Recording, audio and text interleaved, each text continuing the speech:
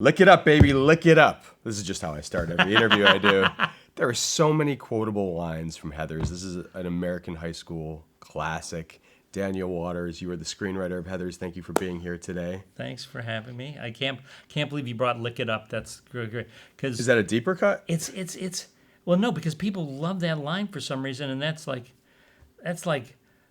was one of those lines like, I'm just gonna write "Lick It Up" now, and then I'll go back and fix it. And I never went back and fixed it, and people really responded to the line. So Yeah. that's a rule for writers. Like, every line doesn't have to be a classic. They'll be a classic anyway. Right.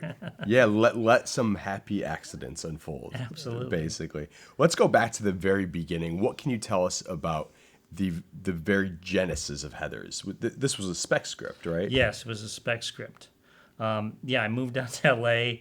I go, what should I write my first script about? And it really came from, it was not like I was doing an autobiography of high school or a documentary of the way kids are today. It was really almost a response to high school movies where, like, here I was, I would have been happy to grow up to be like a male Pauline Kael, like a film critic, because I love watching movies.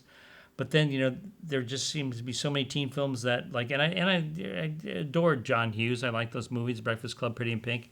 But I was like, there's something missing. Like, there's something missing that takes in the actual reality of high school, but does it in a subversive way. Like, where's my Doctor Strangelove of teen films? And I realized instead of opening the newspaper every Friday and looking for it, I go, well, shucks, maybe I should just write it. So it came from that, and I just worked in a video store and wrote a 250-page script just of everything I wanted from a high school movie. And, like, I've always said that naivete is one of the greatest things that you can be a writer, because if I would have had any idea of, like, what I was going to go through to get it made, I never would have written it. Like, people ask me if your screenwriter 30-something-year-old self could go back and tell your 25-something self what to write, I would have never written Heathers because I'd be too afraid. But I was so stupid. I didn't know any better.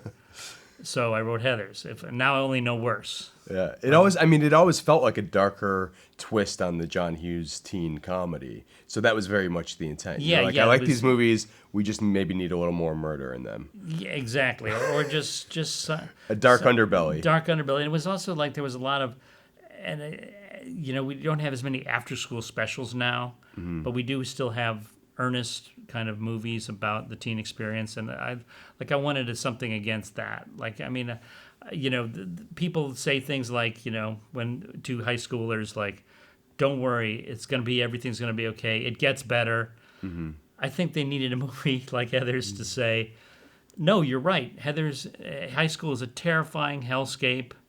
You may survive it, but you'll probably be covered with blood, ash, and emotional scars. So I think that message also needed to get out there. Sure.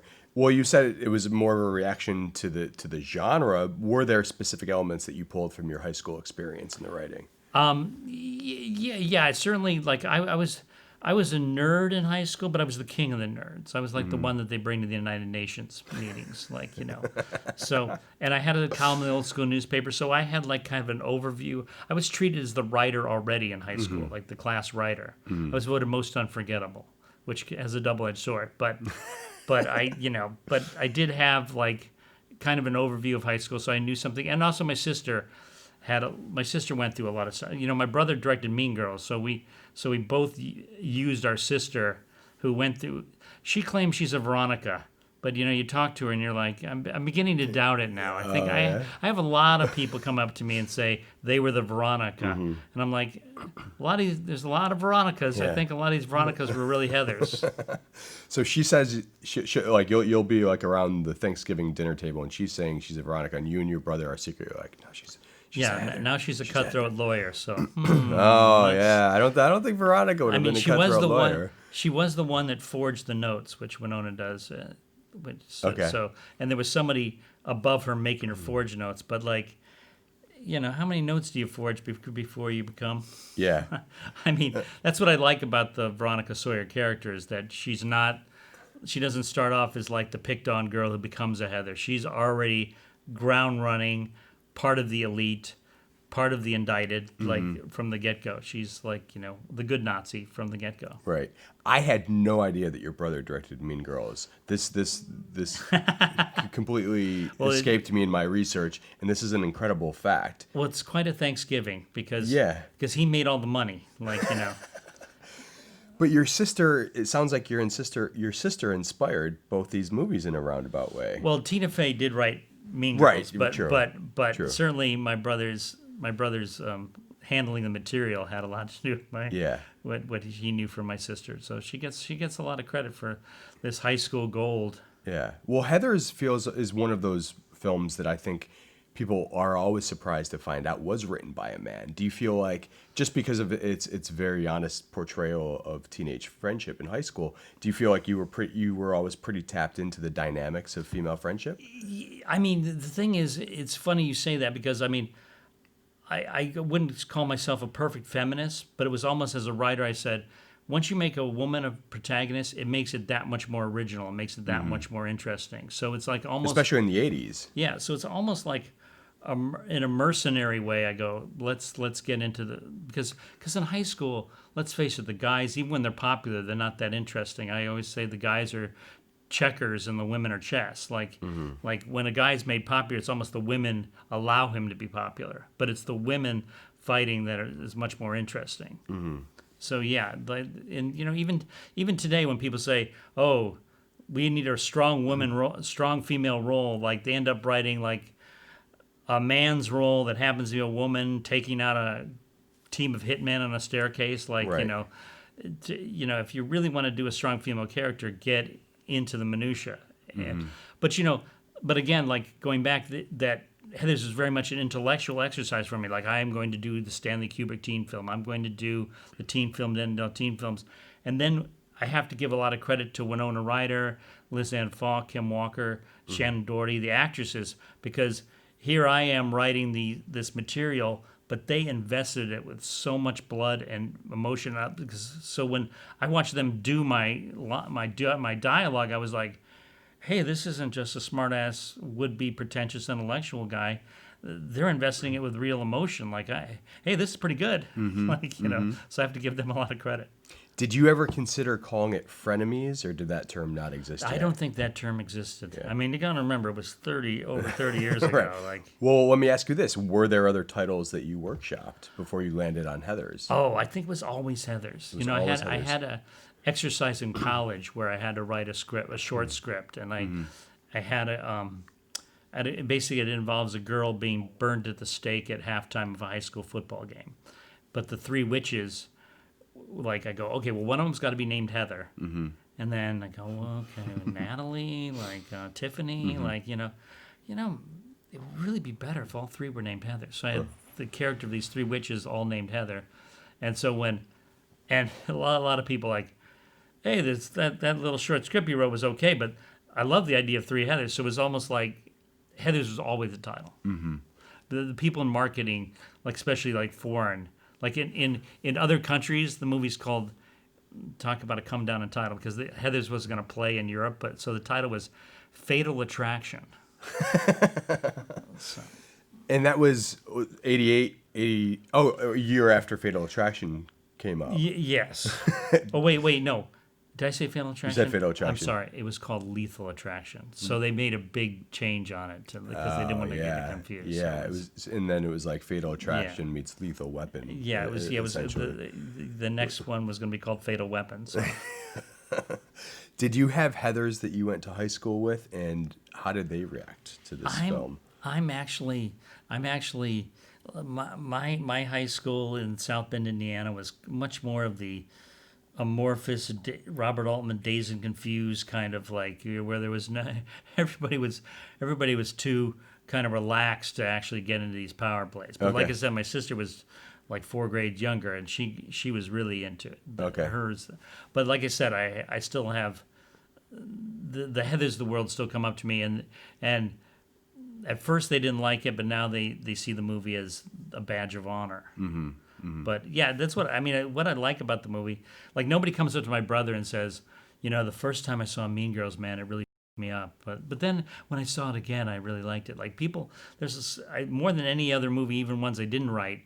Heathers has more people saying, "Well, the first time I saw it, I hated it. The first time I saw it, it was too disturbing. It hit too close to home." But then when I saw it again, I could finally get. I was enough away from high school that I could laugh at it. And I'm like, I love that reaction. Like to have that reaction, like where you change your opinion on the movie based on the basis of where you are in your life. That's something to strive for.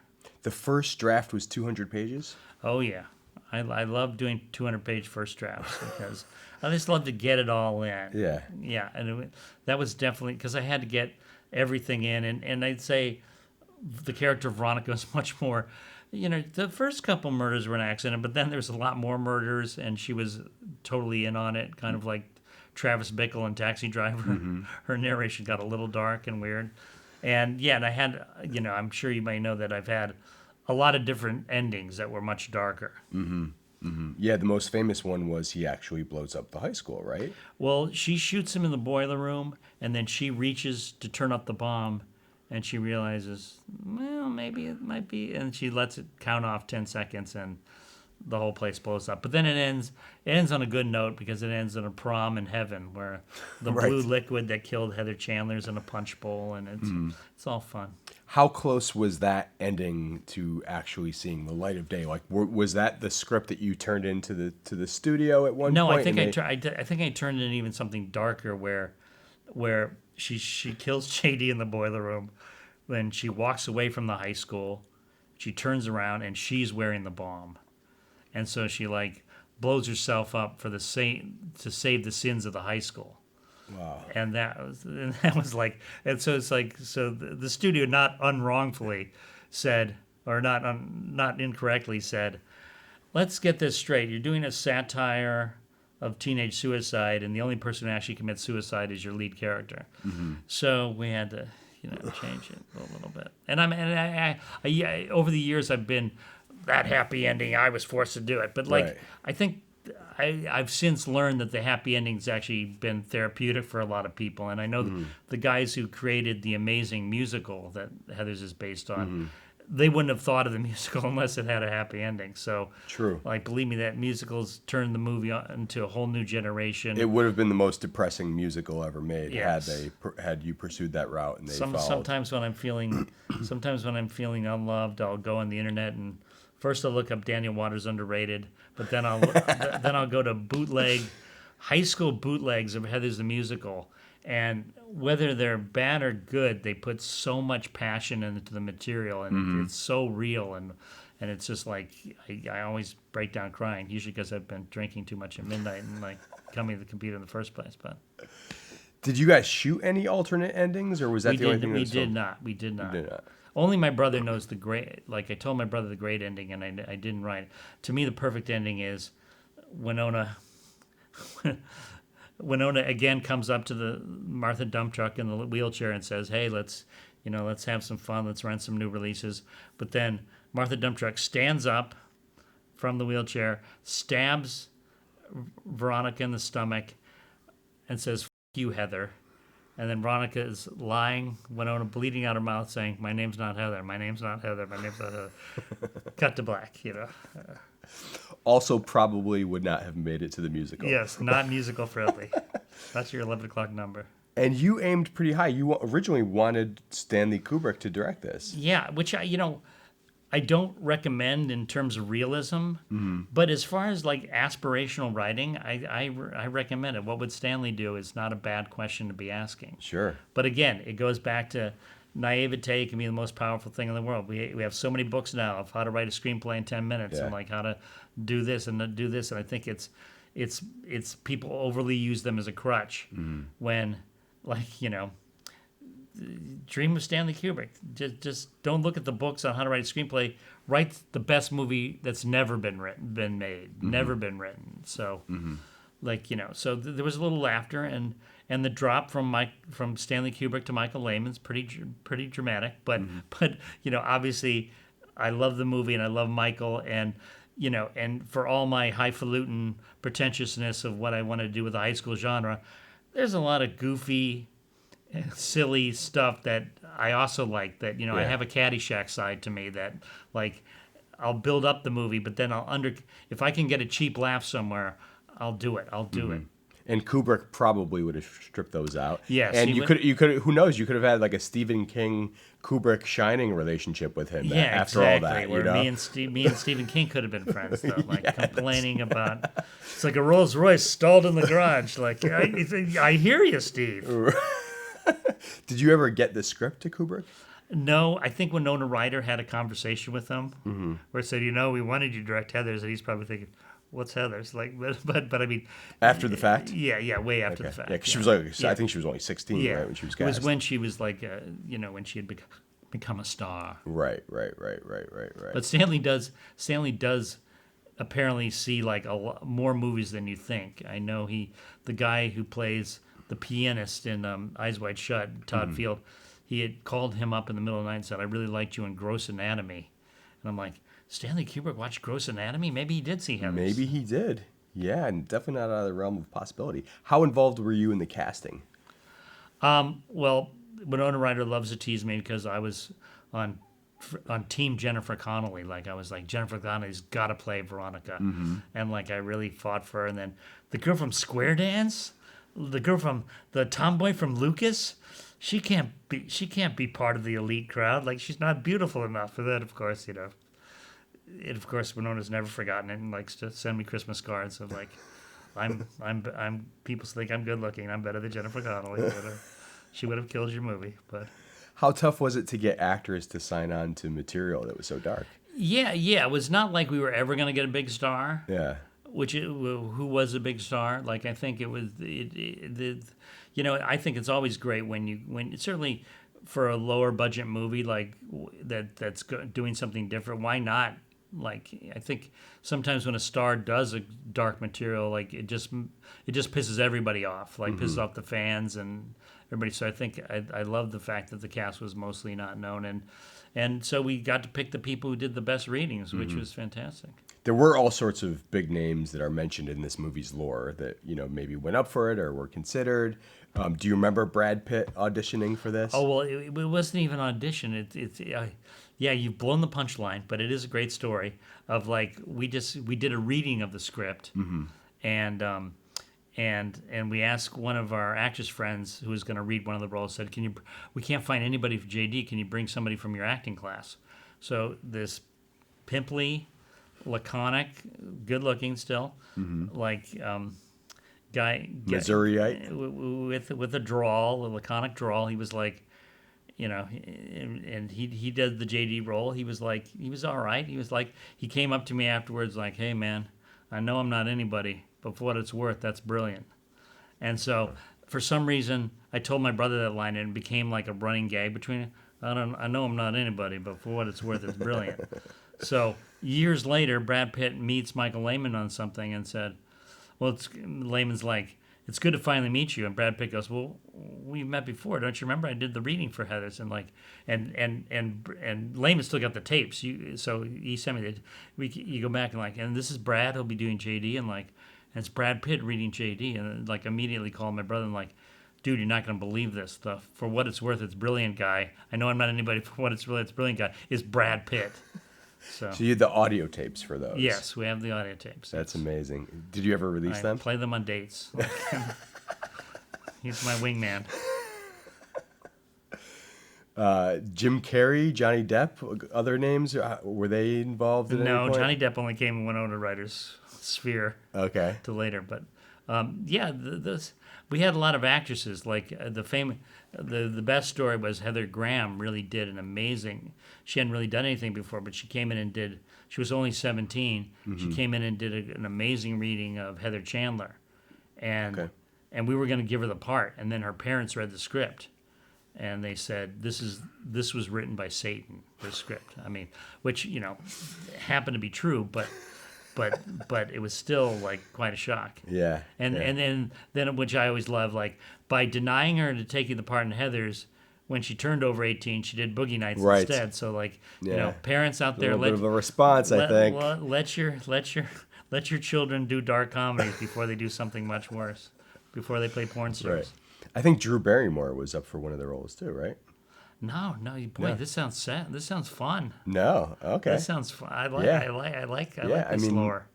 sometimes you never know if the internet is just making it up. Yeah. You just never know. Yeah, But you no, read that's- those fun facts about Heathers. Well, tell us about bringing on Winona Ryder. I mean, obviously she proved perfect for that role. She was only 16 at the time, Yeah, right? only Which 16. It's- seems like way too accurate an age to play in high school or in Hollywood. Usually you have to be about 25, Well, right? it is funny if you watch the movie, watch the new Blu-ray. It is funny that we'll have scenes where Winona and Shannen Doherty will be walking down the highway, and they're both the hallway. They're both 16, but they're surrounded by like Walter Brennan and old character actors. They're like looks like the rest of the school's 35, 40-year-olds, but. We actually, the people speaking lines are actually the age they're supposed to be. Right. But yeah, again, I can't emphasize that the movie wouldn't be what it is without Winona. Mm-hmm. And even when she first, even when me and my Jennifer Connelly fascination, like when we all met in the elevator going up to actually meet each other, and she just said it was one of the greatest works of literature since Catcher in the Rye. And I'm like, this girl makes some interesting points. You're hired. What was your impression of Christian Slater at the time? Well, I mean, I've learned to love Christian Slater's performance, and with an audience, audiences that've seen the movie a couple times, it's fantastic. I think both me and Lehman were a little crazed by his love of Jack Nicholson. Yeah. But it's funny, like through the editing process, we would snip some Jack there, and when we finished the final cut, we're like, boy, people are never gonna know that he was doing Jack Nicholson because we did so much great editing. And then of course the movie comes out like, hey, that guy's doing Jack Nicholson. But I also, in Christian's defense, either the voice stuck, or I think that's the way he really talks. Is that he's born with a little Jack in him. Yeah. You know? And now, obviously, when you watch the movie, you're like it seems in the DNA. It seems natural. It doesn't seem affected. It was one of those things too where I think he initially denied it a lot, or he tried to play it down. Now you talk to him, and I can say this is fact because I talked to him about this within the last year. He cops to it. He's like, I was consciously channeling Jack Nicholson. Well, yeah, when he read the script, like, hey, how many times does a teenager get a Jack Nicholson role? Which by the way is a great. If I'm pretending to be Stanley Kubrick as a writer, he can pretend to be Jack Nicholson as an actor. True, great point. So at least it's aspirational. He's not trying to be. I'm gonna do this as Corey Haim or Corey Feldman. At least he aimed big.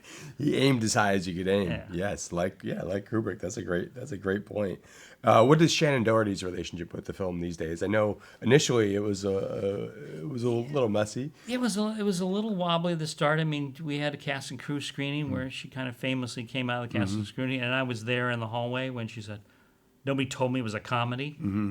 But I think she's really come around, and she was in the underrated and sadly neglected Heathers the TV series, where she did, which I thought was actually, after a wobbly pilot episode, it actually turned out to be quite good. And so she's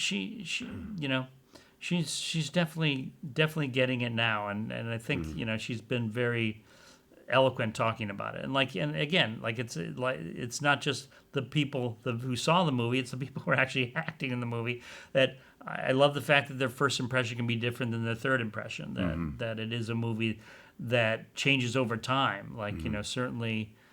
Certainly issues of like Columbine have put something weird. I mean, the movie is so weird to watch right now because it's got so many different juices in it now that it's crazy. Is this a film that you think could be made today? I mean, in the wake of all these tragic shootings and all the high school violence I don't think so. But as Michael Lehman likes to say, couldn't be made today. It couldn't be made then either. Like nobody really wanted to make it. It was almost like sometimes, especially dark comedies, they happen by accident. They happen when somebody's not looking, and they get into the public psyche like a terrorist, and you just gotta hope for it's the happiest accident of all time. But I don't think anybody would consciously make this movie. Like I said, we're the crazy esoteric haute couture, and movies like my brother's Mean Girls, they're the ready to wear. Like, okay, we love what you did with Heathers, but can we just shave